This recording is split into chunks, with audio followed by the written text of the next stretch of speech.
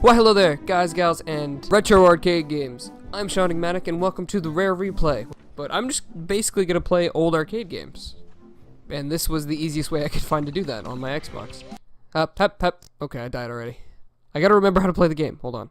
I did not play any of these games when they originally came out, except for Conquer. But the idea with this series that I'm working on, you know, it's a working idea. It's an idea in progress. I just kind of put the game in and was like, what can I do with this? The idea being, we're going to look at video games as they evolve through time. Starting here in what I think was supposed to be 1984.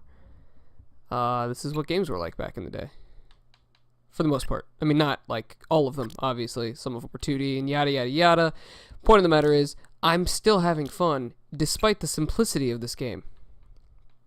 It just goes to show video games have been great since they came out forever ago. I've died twice. Not a good start. There's like strategies to this. I believe the best strategy is to hide up here and just wait for fuel and whatnot to come down, because you can shoot through the screen, obviously. This must sound annoying. Oh, God. I'm not even going to make it that far into this game because I don't remember how to play the freaking game.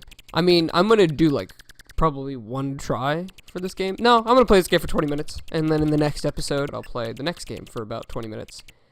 Unless it's one of the longer ones, which we will get to those. Sound design, which in this game is good enough. There's at least 3 unique sounds, and that keeps my ears occupied while looking at 3 pixels on a screen. Turn around and shoot it. Nope. Haha, I've lived. I'm just here to enjoy classic games and to make note of the changes from year to year. Well, years to years. I got some UFOs to deal with, like the farting noise it makes. Not because I like farting noises, but because that's the best sound effect I could think of. No offense to the creators. This was a long time ago. I was supposed to be faster than him. This was a long time ago, so their choices in sound effects... Oh, come on. We're limited. You know, fart sound effect. That's what we're going with for explosions. So these guys are no longer homing, which is good for me. They are, however, going to kill me immediately, and I'm going to have to take another shot at it. So, the interesting thing about games, way back when, in this time, was that how people worked around their limitations. You know, these developers had one screen with which to put their game on, and they had to make this game interesting so that you would put quarters into it, which means they had to make the game long somehow, and they had to give incentive to keep playing, otherwise you'd just get bored. Thus, things like high scores were born, and lives were born. Lives were just a system developed to make arcade games take more quarters, because if you run out of lives, then you start over, and then it's more incentive to keep playing. Which is why there's like switches on the back of arcade machines which let you turn off quarters, and you can just play infinitely, with infinite continues. I don't know if switches or if arcade machines still have that switch, but they used to. Never looked at the back of an arcade machine, to be fair, so this is a little hearsay.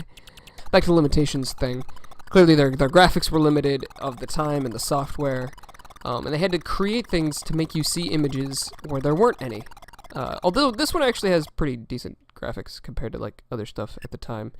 Like, that's a bubble. That's very clearly a bubble. But why is a bubble an enemy flying through space? And then there's the fuzzy monsters, which are fuzzy monsters, but, you know, what were they really supposed to be? Like, are these alien life forms? Is this bubble an alien? I don't know, because I can't tell because of the medium, just because of what they had to work with, but that doesn't matter. It doesn't matter if it's an alien or not. I'm fighting a bubble, and that's all that matters to me. So these are birds? I only say birds because if they were airplanes in space, that wouldn't make any sense. Alien birds makes more sense. Really? He went over my beams? What was I supposed to do there? No! Alright, well, I think that's it, right? Is that game over? That's not game over?